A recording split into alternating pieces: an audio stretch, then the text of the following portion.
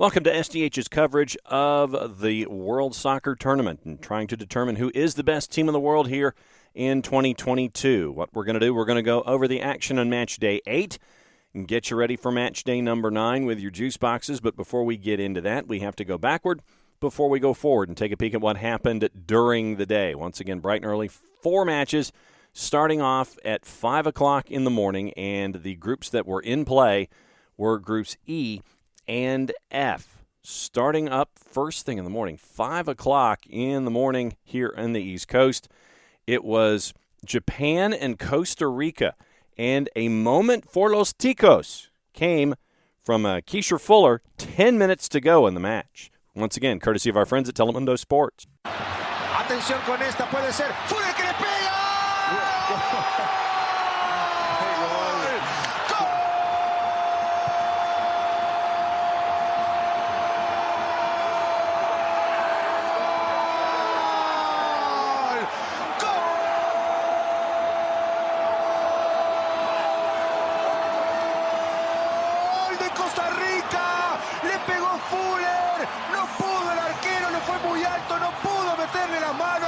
Y de zurda Fuller, de zurda Costa Rica está ganando el 1-0 a falta de 10 minutos para el final.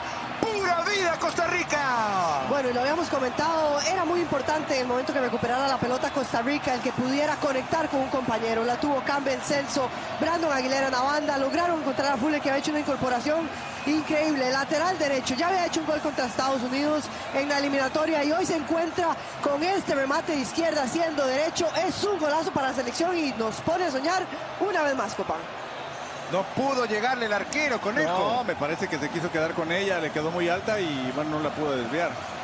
Y es una pelota que pierden ahí saliendo los... Costa Rica came in as a big underdog at a plus 647 in the composite, courtesy of our friends at Odds Portal. Your 90-minute draw was about half that, and Japan came in at a minus 204. Costa Rica leaves with full points. 8 o'clock matchup, Belgium and Morocco. And it took a while for goals to get on the board, and it came from the Moroccan side. This piece coming off of a set piece. 73rd minute, a piece of magic from Abdelhamid Sahiri, once again, courtesy of our friends at Telemundo Sports. Creo que Buffal fue, para mi gusto, el mejor jugador del partido. Gran partido del francés, nacido en Francia. Uy, viene directo. Sí.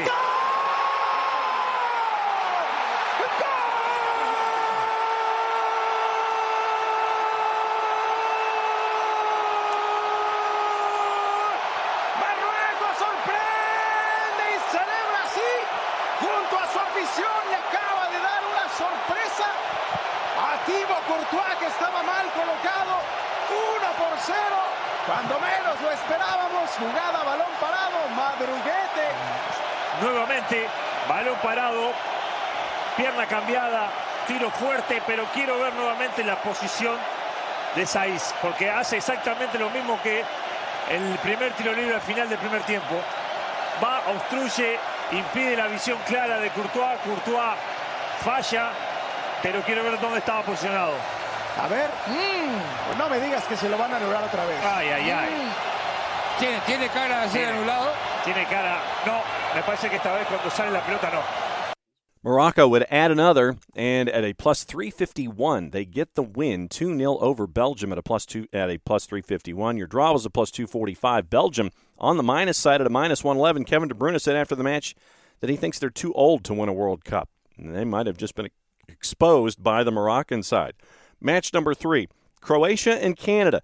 We've been covering all of the thoughts of John Herdman after their first match, where he said that they were going to F Croatia.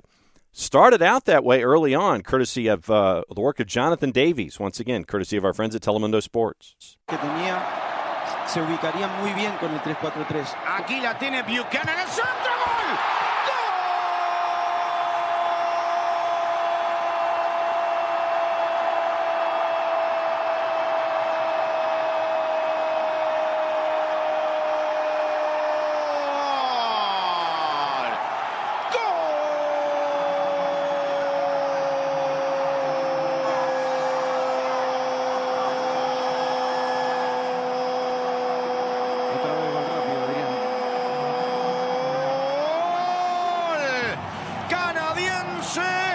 Lo hizo Alfonso Davies, golpe de cabeza temprano, gol de vestuario, baldazo de agua fría. El histórico Alfonso Davies, el primer gol en la historia de Canadá en la Copa del Mundo. En su segunda aparición, 36 años después, está ganando Canadá 1-0. Y cuando entra, lo comentábamos un poquito antes del partido, cuando entra Alfonso Davies sin pelota, es peligroso porque él entra del centro del campo ahí, no lo levantan, no lo ven y se mete dentro del área, y al momento que lo ven es demasiado tarde para poder defenderlo. But from the rest of the match, the other 80 minutes or so, it was all Croatia. Kramaric with a brace that made it 3-1. Croatia would not be finished at this point, but this was with 20 minutes to go. Croatia would add a fourth, 4-1 your final. Croatia at a plus 123, Canada at a plus 254, your draws at a plus 227. After the match, Canada Soccer caught up with head coach John Herdman and captain Atiba Hutchinson. We got a chance to see that celebration, and we know, people would have celebrated back home. But when that second goal went in, that was a bit of a challenge before half-time, because we knew we had to come out and open up. And when you open up against Croatia, you're going to be susceptible to transitions, and that's where we got caught tonight, right at the end. So, proud of the lads. I thought there was just great effort. They just pushed and pushed and pushed, and Croatia showed their quality. Yeah, it was that middle portion of the game that proved to be quite difficult. They did catch you in transition. What do you put that down to? I think a number of things. I think when you score a goal, it can change your mentality. I think that's the first thing, and then, I think Croatia, that was a bit of a wake-up call to them. They came alive with Brozovic and Modric causing us more problems in the midfield. And tactically, we could have adjusted quicker. I think that was one of our challenges. We just seemed to sag off a bit too much, and then you could see the nerves setting in. You still got a third game, looking for that historic first result for this team. I know it's difficult, but just shift the focus towards that third game now. Yeah, it's next task. We have got to look forward very quickly. It'll take a little bit of a while to get the emotional element out of this. But, it is next task. The boys will dust themselves off like we always do. We got our first goal. They've showed up and played, in my opinion, fearlessly in these games, and they're going to push for that result, that win, and that's all that's on our mind. As of tomorrow, we'll be resetting and getting after it. Yeah, I'm disappointed. We had a really good start to this game, and we got the goal that we've been looking for. We said we wanted to not only play good football, but we needed to put the ball in the back of the net, and we did that very early on. The start of the game was great, and we continued to work. We showed a lot of discipline. We were organized, but we kind of lost our shape in certain moments of the game. And playing against this type of quality, they'll find ways to create chances and score goals. And kind of slipped up on the first goal, and they got their way into the game, and we tried after that, but couldn't really find our feet again and play the type of football that we're really used to playing. So of course we're disappointed for not getting that result today in a game that we really wanted to get 3 points and still have a good showing towards the end of this group stage. But yeah, it wasn't to be today. But I think overall we've got a lot of positives that we can take from this game, and there's obviously a lot to learn from, for sure. Which gives us match 4, 2 o'clock, Spain and Germany.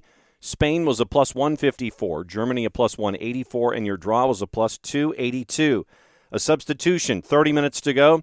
Alvaro Morata proved instant dividends, courtesy of our friends at Telemundo Sports. Jordi Alba. Buena pelota dentro.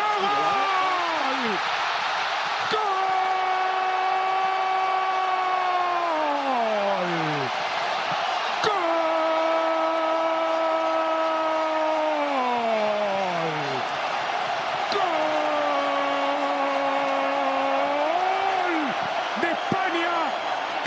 De Álvaro Morata, qué crack, qué definición de 9, sensacional Morata, 1-0.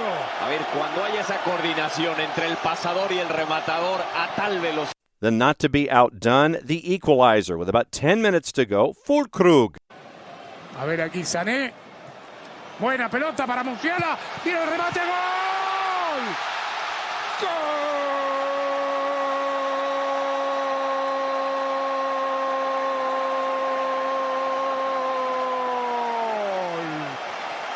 ¡Gol!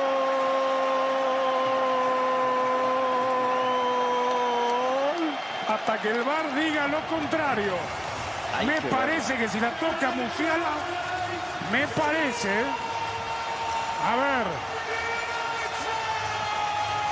No, pero viene de atrás. No va a haber fuera de lugar. Ahora, es una mala salida. De las pocas veces que se ha equivocado Laporte en la salida, entrega y ahora sí lo aprovecha. Llegando con mucha más gente la selección alemana y qué fierrazo me dio Fulkrug, imparable dentro del área, revienta la portería. Y mira que lo bien. The 1-1 draw comes in at a plus 242. So let's get into the standings after two matches in Group E and Group F. Spain at 4 points is right now on top in Group E. Japan and Costa Rica each have 3 points, but Costa Rica, remember, they have the massive goal differential disadvantage at a -6 right now. Japan is dead even, 2 goals scored, 2 against in the 2 matches. Germany, with a draw and a loss, they have 1 point, and they will have some work to do come the final match day. Group F, Croatia and Morocco with a win and a draw each. Croatia up 1 goal in goal difference, +3 to +2. And Belgium right now at 3 points. They have the loss in addition to the win. Canada, with their 2 losses and a -4 in goal difference, have been eliminated from going into the knockout stages. So that sets us up with Group G and Group H that will put an end to the second match days, getting into the juice boxes for this one. Once again, 4 matches to go, 5 o'clock, 8 o'clock, 11 o'clock Eastern, 2 o'clock in the afternoon. Cameroon and Serbia will start us off at 5 o'clock in the morning. Serbia is a -132. Your draw's a +260. Cameroon a +415. South Korea and Ghana. South Korea at a +162. Your draw's a +209. Ghana a +198. Brazil at 11 o'clock. No Neymar for the rest of the group stage, remember. Going up against Switzerland. Brazil a -213. Your draw's a +342. Switzerland north of +660. For the win. 2 o'clock, Portugal and Uruguay. Portugal at even money, +100. Your draw's a +227, and Uruguay is a +322. Let's get into the standings in Group G and Group H to let you know where things stand as they head into their second match days. Brazil and Switzerland in Group G, each with 3 points. Brazil has a 1-goal advantage in goal difference right now. Cameroon and Serbia, no points. Cameroon has 1 goal, obviously, losing to Switzerland 1-0 as Serbia lost to Brazil 2-0. Cameroon right now is third on goal difference at -1 to -2. Group H, Portugal, the only team to get a win in match day 1. Their 3-2 crazy win over Ghana. So Portugal, 3 goals scored, +1 in goal difference, 3 points on the board. Uruguay and South Korea, they drew each other last time out, so that's why they're at 1 point right now. Ghana with their loss at -1 in goal difference. No points on the board. So that is your look at everything that has been going on. Match day 8, getting you ready for match day 9. Enjoy on your favorite way to access all of the matches, your favorite networks. And the networks have been putting up some large numbers when it comes specifically to the United States and the England match. Over 20 million folks viewed combined with American television, whether it was on Spanish language priority or English language priority. Over 20 million viewers for England and the United States. Very, very cool stuff that happened this past weekend. So when we come back at you tomorrow, we'll go through match day 9 and get you ready for match day 10 as everything starts all over again. Thanks for hanging out with us here at SDH as we take you through the World Championships to figure out who is the best team in the world. And we're finding it out right here. Play it safe, everybody. Mucha platiel. We'll catch up with you next time. Enjoy the games.